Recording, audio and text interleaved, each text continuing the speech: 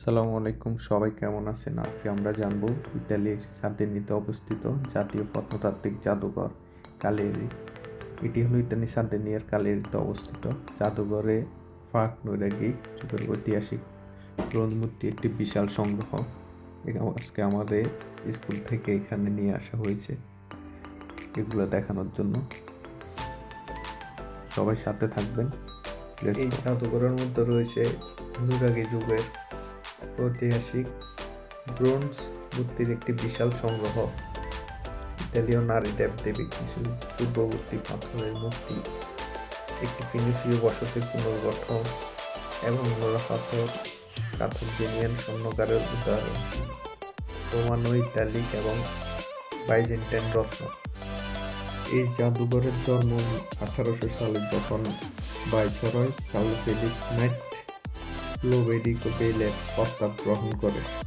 Viceroy প্রাসাদের একটি কক্ষে প্রত্নতত্ত্ব, প্রাকৃতিক ইতিহাস মন্ত্রিসভায় স্থাপন করেন এবং নাইট ডি ফ্রুনারের তত্ত্বাবধানে স্থানান্তর করেন, যিনি সংগ্রহের সম্প্রসারণের তত্ত্বাবধান করেন। জাদুঘরটি সেই সময়ের মানদণ্ড অনুসারে একটি বিস্ময়কর স্থান হিসেবে কল্পনা করা হয়েছিল, যেখানে সুনির্দিষ্ট বৈজ্ঞানিক উদ্দেশ্য অনুসরণ না করে মূল্যবান জিনিস সংগ্রহ করা হতো।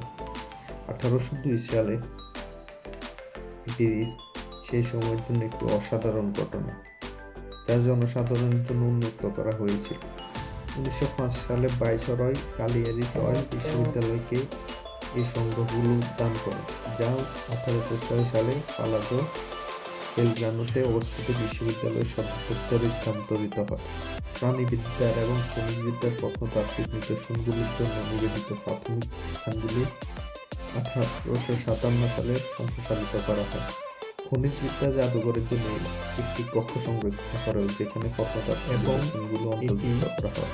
দুটি বিভাগে বিভক্ত করা হয়, একটি প্রত্নগত সংস্কৃতির জন্য এবং অন্যটি পাথরের নিদর্শনগুলোর জন্য।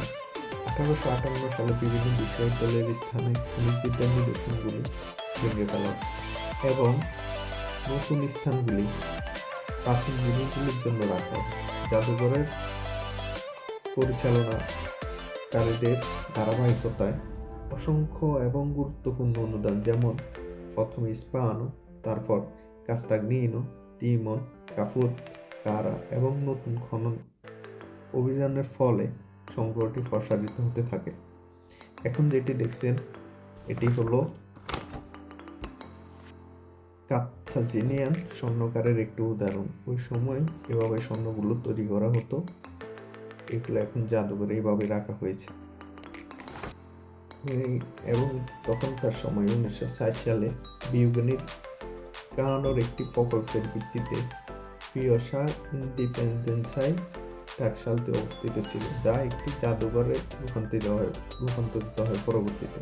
এবং 1901 থেকে 1931 সালের মধ্যে সার্দিনিয়া জাদুঘরের তত্ত্বাবধায়ক প্রত্নতাত্ত্বিক আন্তোলিও মেইলি স্থাপনের তত্ত্বাবধান করেন। জাদুঘরটিতে 7টি কক্ষ আছে এবং প্রাক-নৈরাগিক সার্দিনিয়া রোমান, ইউনিক রোমান মূর্তি, তুলা গ্যালারি, পদক সংগ্রহ, খ্রিস্টীয় যুগ রোমান লেডেরি বাগান এবং যুগীয় লেপিদারি বাগান এবং পালাজো ডেলে সেজিয়েটের প্রথম তলায় মধ্যযুগীয় চিত্রকর্ম এবং জিনিসপত্র প্রদর্শিত রাখা হয়েছে।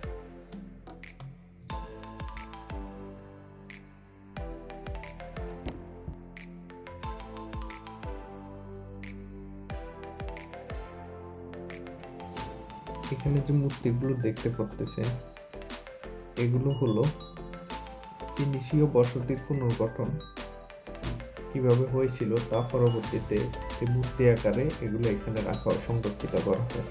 এবং সাইডে যেটা দেখতে পাচ্ছেন এখানে ডিসপ্লেতে তা বুঝিয়ে দেওয়া হচ্ছে, এবং যারা একটু শারীরিক সমস্যা আছে তাদের জন্য আলাদাভাবে বুঝিয়ে দেওয়ার ব্যবস্থা আছে। এখন আমি আগে যেটা বলেছিলাম 1958 সালে বিভিন্ন বিশ্ববিদ্যালয়ের স্থানের খনিজ নিদর্শনগুলি ভেঙে ফেলা হয়, এখানে এগুলো রাখা হয়েছে এবং এগুলো হলো নতুন করে প্রাণীবিদ্যা এখানে রাখা হয়েছে।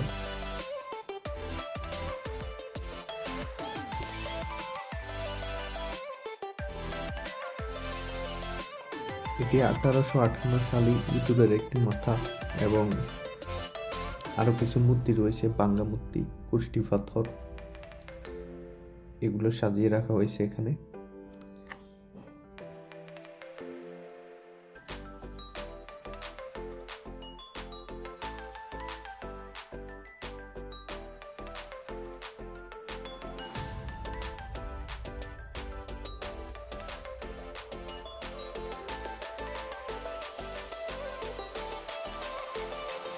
এগুলো হলো পাঁচনুরাগী ধ্বংসচিত্রের একটি দৃশ্য।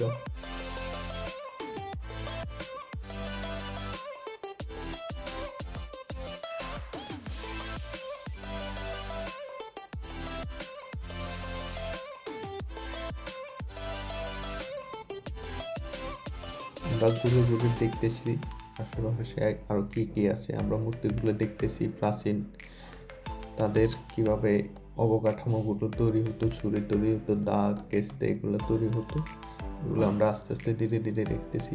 আগে এখানে একটি জিনিস আছে, আগে পাথরগুলো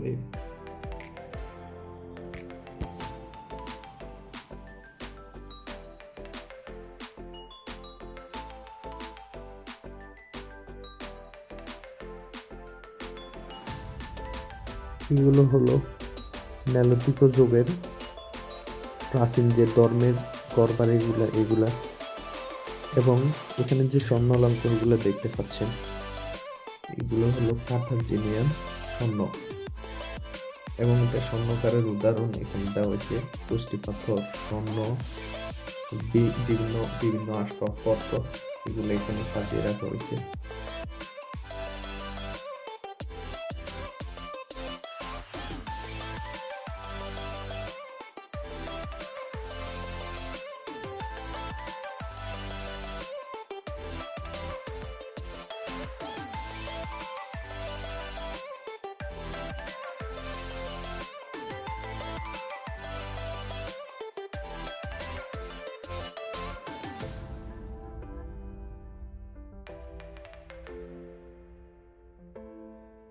এগুলো হলো কুষ্টি পাথরের তৈরি বাথটাব, যেগুলোতে গোসল করা হতো আগে প্রাচীন যুগে। রাজা বাদশারা এখানে গোসল করতেন। কুষ্টি পাথর তৈরি, এই পাথরগুলো কুষ্টি পাথর এবং মূর্তিগুলো তৈরি করা হয়েছে দেব দেবীর মূর্তি। এই ছিল আমার আজকের ভিডিও। ইতালির ইতিহাস সম্পর্কে জানতে লাইক, কমেন্ট এবং সাবস্ক্রাইব করবেন। সবাই ভালো থাকবেন, সুস্থ থাকবেন। আল্লাহ হাফেজ। আসসালামু আলাইকুম।